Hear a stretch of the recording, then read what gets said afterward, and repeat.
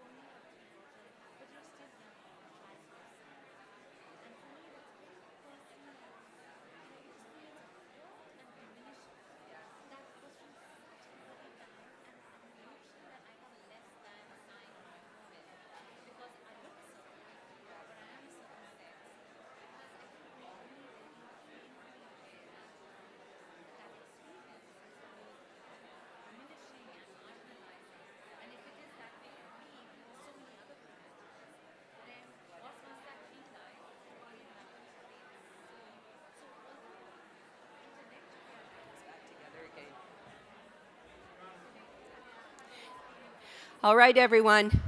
I'm going to bring us back together. I'm going to ask for your attention again. Yoo-hoo!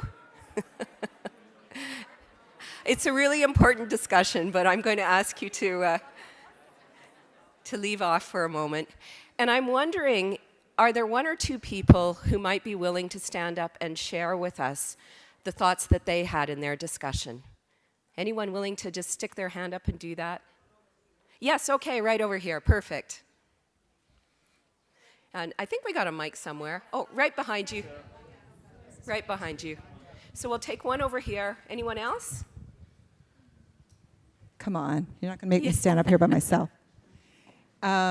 We had a great, really quick discussion. We had some amazing brains around the table. So a couple of points are inclusion and inequality, although you said it much better than I did here, just so you know. And valuing and potential contributions valuing and potential contributions of differences. That's not what we meant to say.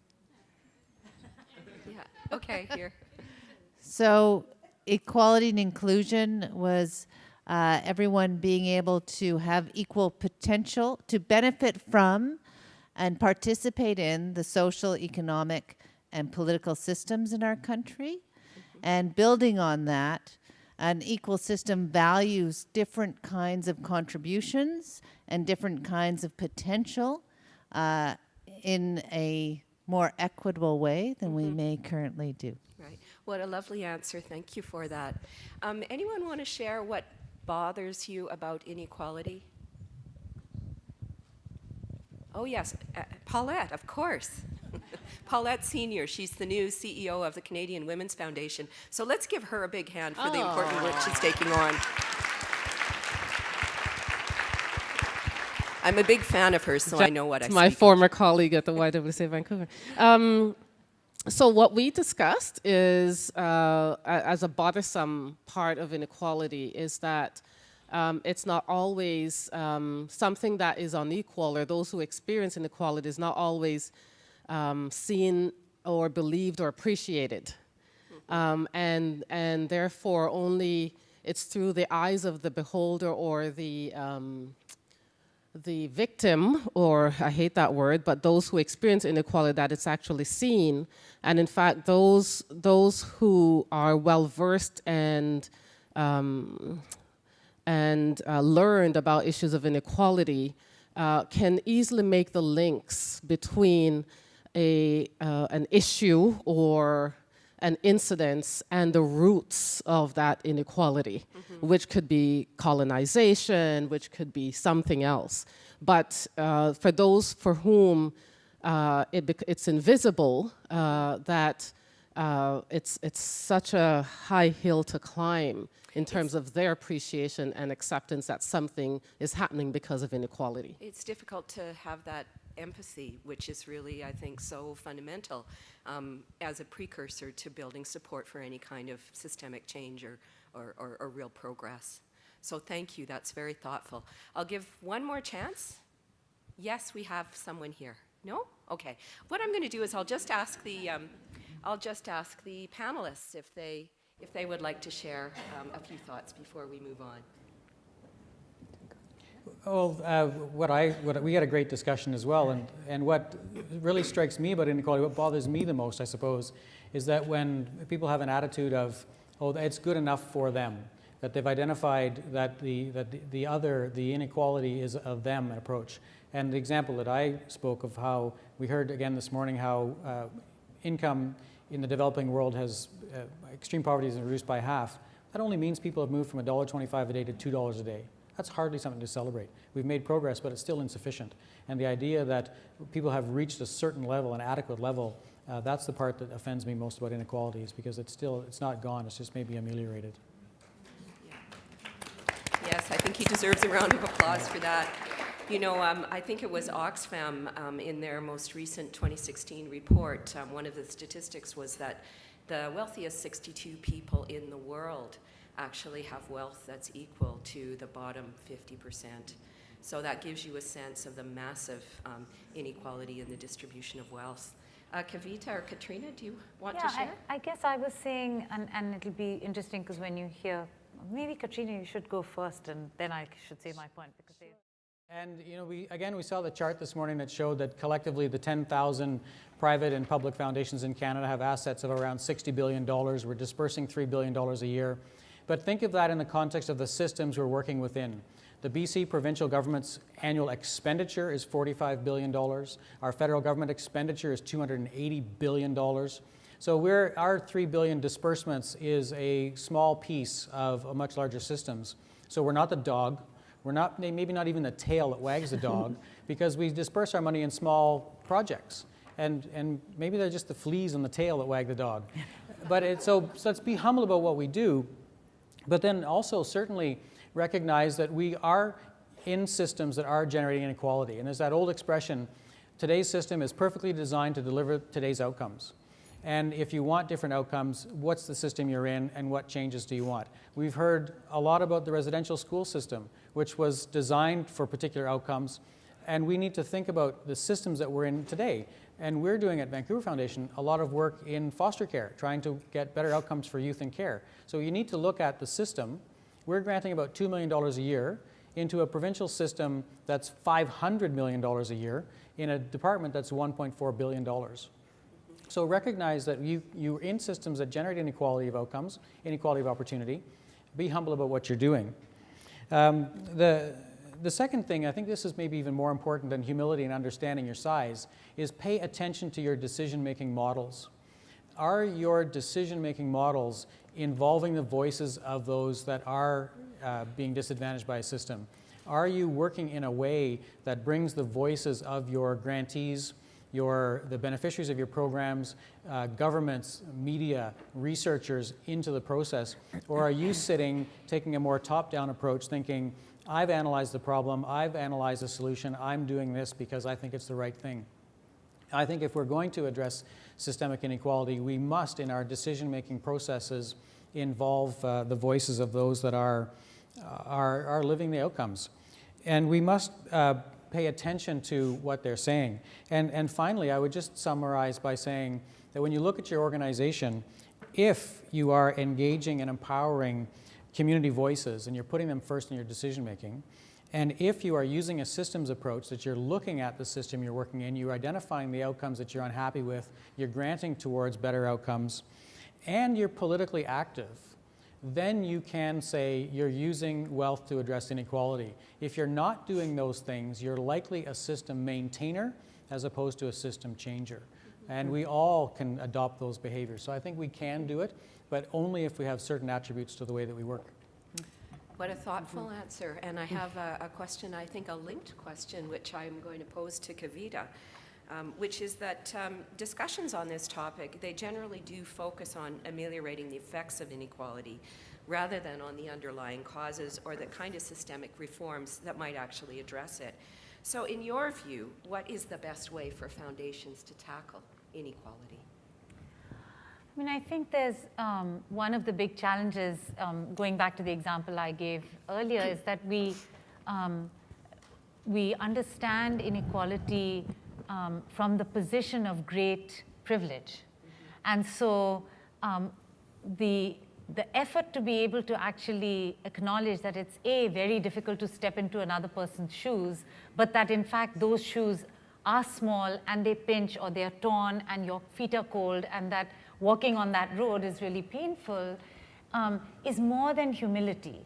It is a level of saying, we actually don't know what that process is, and our system as it currently exists, even the structures of our philanthropic organizations, tend to default to what we are used to.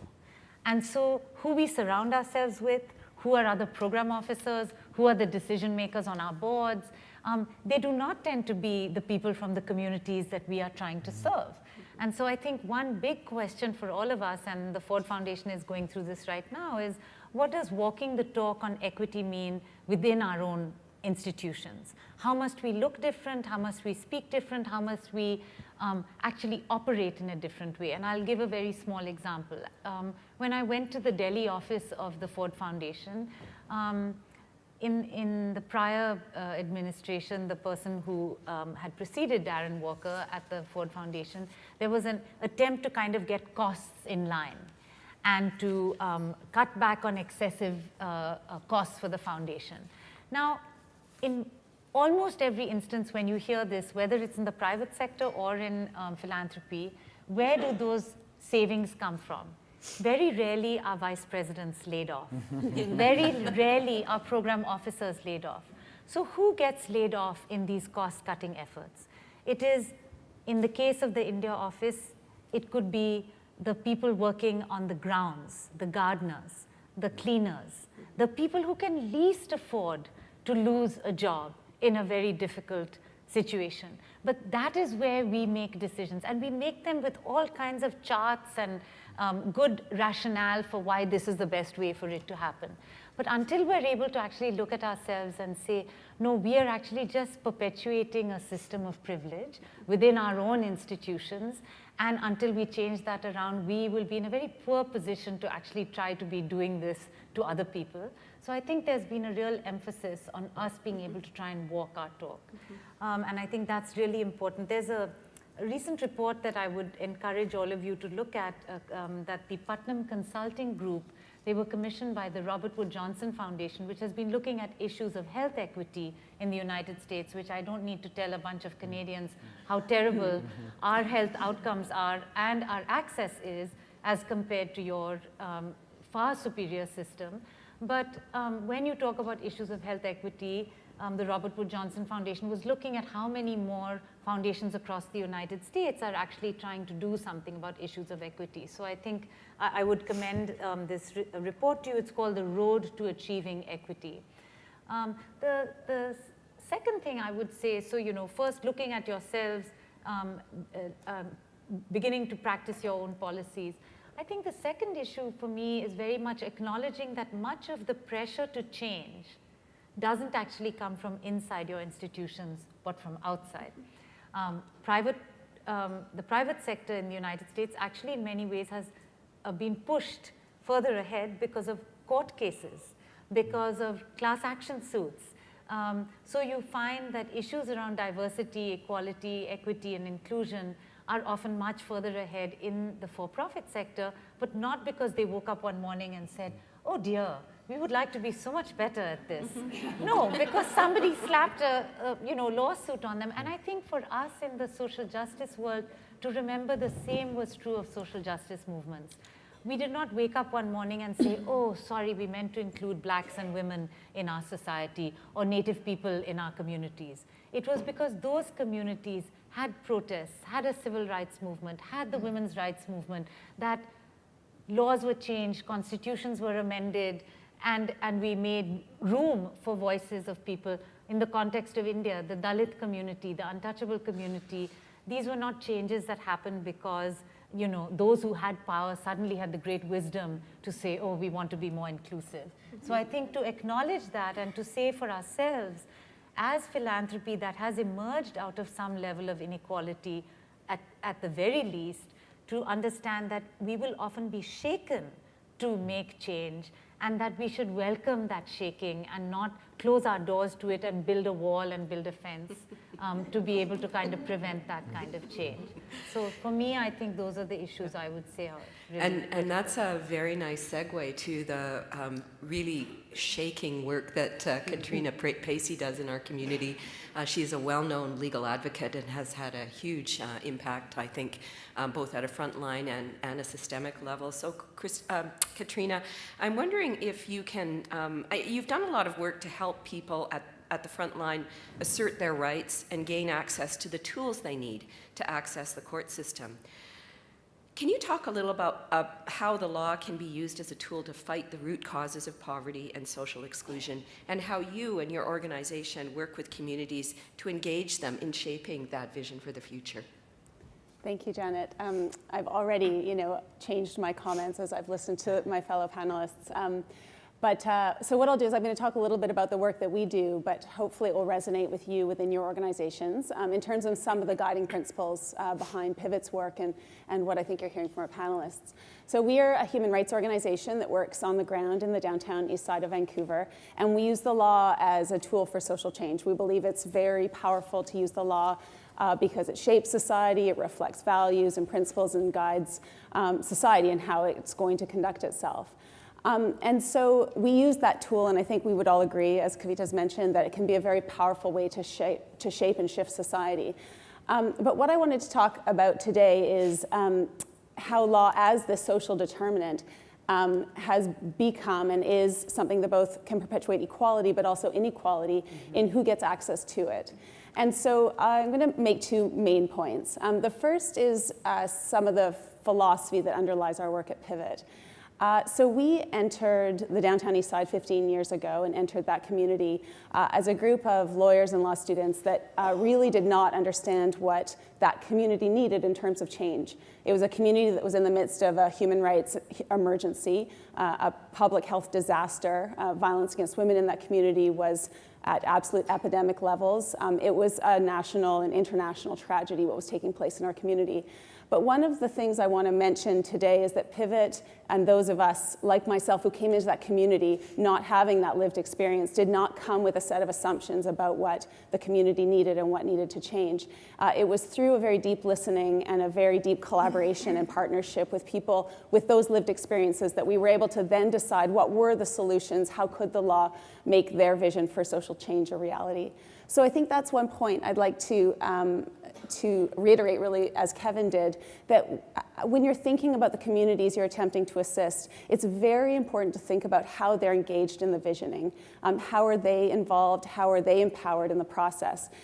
Which is often more than a meeting in a room like this with tables like this and a meal and a conversation. It's really thinking about meaningful leadership and that inclusion and involvement at the ground in terms of how does that perspective guide the philosophy of your organization and the actions that follow. And so if we take my second point, and if we take a sort of belief that the law shapes our society and that we should use it to both compel change and stop government actions that are wrong, then the next question is, how do we empower people to access that tool? And that's, of course, very fundamental to the work that we do, because we believe that the lack of access to the legal system and to law as a tool for social change, that in and of itself is a profound determinant of inequality. The fact that people do not have access to our courts, have access to parliament where laws are made, have access to all of these places of power is perpetuating inequality in the same way that our economic system is perpetuating inequality. And so I just want to give you a couple of examples, though, just to sort of deepen perhaps your understanding of what it would mean then to provide that access. So we, at our organization, did that deep listening, decided what were some of the changes that needed to be made in the policy areas in which we worked, and thought, okay, well, we need to give folks lawyers, and we need to walk through and charge through the doors of those courtrooms and demand that those changes be made and use the law to force that change. And it wasn't until we tried that we realized that those courtrooms were completely unsafe environments, that they were not places where people's voices and where movements could be fully empowered because of the systemic and structural barriers and issues that take place in these spaces that to me seem perfectly reasonable as a place where you might go in and demand to be heard.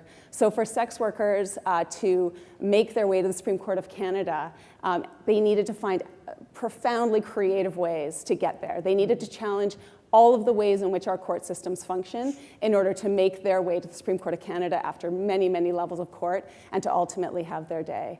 For the homeless people we represented in Abbotsford, which is an hour east of here, they physically could not walk into a courtroom and tell their stories. So it required getting the court to move to a community-based location in Abbotsford and hold its hearings, frankly, in the basement of a Super 8 motel where we could put our clients up for the night, where they could sleep and have a shower and be fed and show up in court and in a position, in a place where they could courageously tell their stories.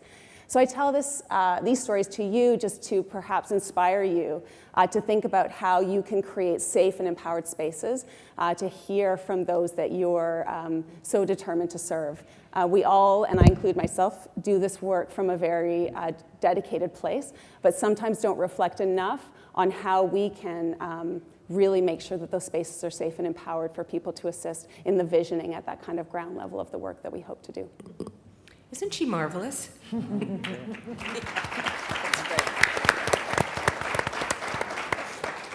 Well done. So I'm going to ask what may appear to be kind of a simple-minded question, but when we talk about inequality, we take for granted that it's a bad thing. But I would like to just ask the panelists to share with us why we should care. Why should we care about inequality? Somebody want to start with that?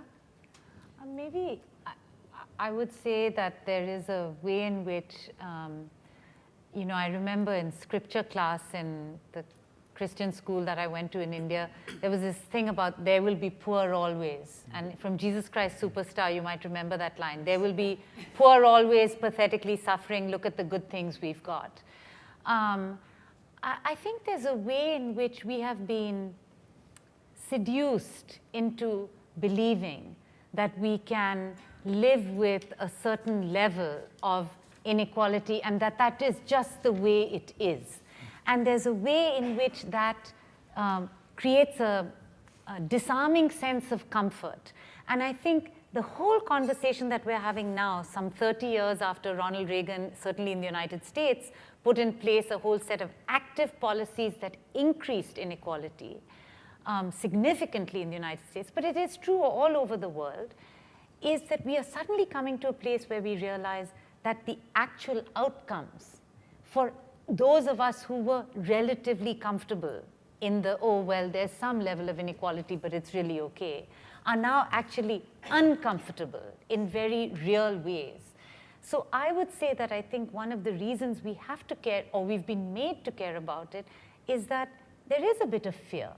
There is a bit of, oh my goodness, my own well-being. So when people say enlightened self-interest, what they actually mean by that is, dang, my ship is going down too.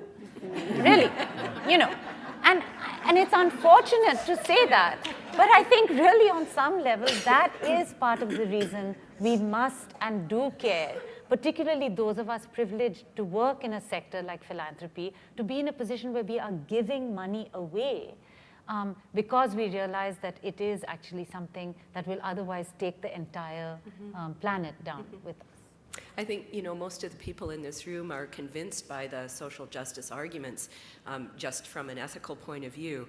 But there certainly is increasingly research that demonstrates the linkage between societies that have extreme inequality, have poorer health, and many more social problems than those that don't. And that the challenges really are across the whole population, so both the rich and the poor suffer in more unequal societies. That's certainly true. I'm going to ask a question actually about technology. I think we all are acutely aware of the exponential rate of technological innovation. There's an interesting study out of the Oxford Martin School a couple of years ago that predicts that the US economy could lose as much as 47% of traditional jobs within the space of 2 decades. Now, obviously, that will open up the potential for a lot of new creative work, but our social and our economic institutions aren't set up to deal with change that's that rapid. And so this could, in fact, lead to a further bifurcation of society. So I'm wondering if the panelists have any thoughts on what we could do about this, and whether foundations have any role in trying to, I guess, encourage the public discourse on this topic. Sure, I'll jump in there. I was fortunate enough to go to a conference in Silicon Valley a couple of weeks ago, organized by Community Foundations of Canada. And it was right in the heartbed of technological disruption. And a large part of the conversation was about yes, there's been change. People talk about how the candle makers no longer exist, the saddle makers no longer exist. But the reality is that we had a lot of time to adjust to those changes. They weren't as rapid as the ones that we're seeing now. So we are seeing incredibly rapid, the exponential change, the exponential adoption of work, and the fact that the disruptions are very quick. And the one that really struck me was that the single biggest employer of men in the United States, and probably the same in Canada, is driver, truck driver, taxi driver. It's the single biggest category. And with the increase of self-driving cars, there could be a very sudden and rapid displacement of people from the workforce. And the question really is, well, what systems do we have that can adapt to that? And how can we, in our support of the education system, retraining system, public policy systems, actually help our systems speed up? And I think it comes back to, again, some of the conversations we've been having the last few days, is that we can do pilot projects, we can try things quickly, iterate quickly, fail fast on social policy and adaptation, as well as people are doing on the technology side. So we have a role to play, but we must be conscious that these changes are actually faster than the changes we've seen in the past. Interesting. Any other perspectives you want to share on that? It's kind of a difficult topic, isn't I it? think the one thing about technology that I think for people who have been marginalized and on the outside, I think the space of democratizing that places like the internet have provided. I know when I worked as CEO and president of the Global Fund for Women, places where women could not have their voices heard in the traditional public spaces, they could have their voice heard on the internet. They could use mobile technology to be able to send a number or to text a friend if there was violence in the community. So I think that there are ways in which there is a potential for new technology to be more equalizing as a force, more democratizing as a force, to give marginalized communities a voice in spaces where they haven't had that. But equally, and Ford has a big program on protecting internet freedom, I think that space is rapidly closing as large companies and corporations try to seize the market opportunities of that space and to take it away from a space of being a more equalizing force for society. So I think we're going to all have to be more savvy about engaging with protecting that space. When we say we want to protect civil society space, it must include technological space if we want that space to be more equal as well for the future. So I'm going to pose one more question to the panel, but I'd also like to open the floor for you. So if there's anyone who would like to pose a question to the panel, if you could perhaps stick your hand up, and then I know we have a roving mic. So while you're thinking of your questions, I'm going to ask the panelists to think about the fact that Canada ranks 12th out of 17 peer countries on inequality. The US is actually the worst, and the Nordic countries are the best. There's actually a bit of a joke that if Americans want to live the American dream, they should move to Denmark, right? I'm wondering, to the panelists, can we learn something from other jurisdictions? Are there things that we can import from countries that actually manage this issue much more effectively and apply them in our own context? And what role could foundations possibly play in that?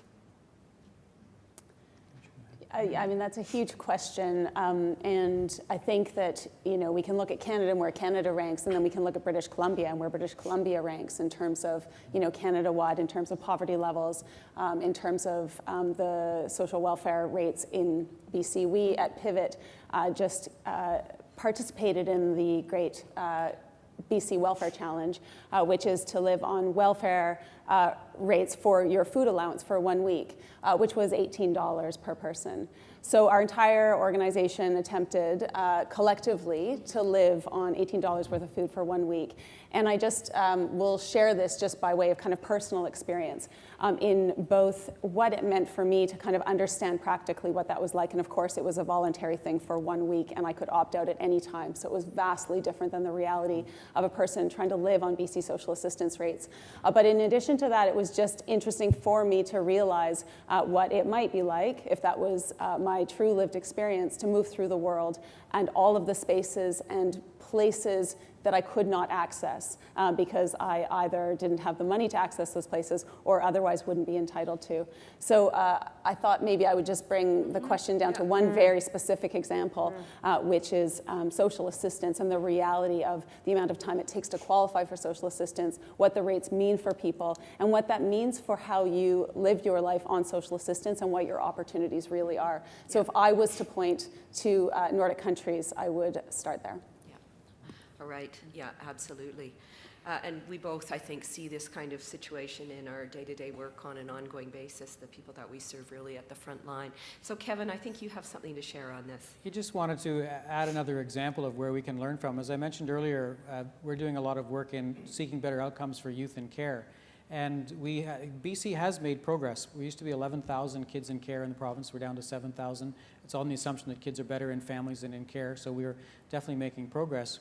But we've also looked at our system as being one that is really focused on child protection and contrasting that to other systems around the world that are focused more on family supports so that the family is a safe place for kids. You'll see that the rates of of youth in care in child protection-centered systems are up to 10 times higher than family-centered protection systems.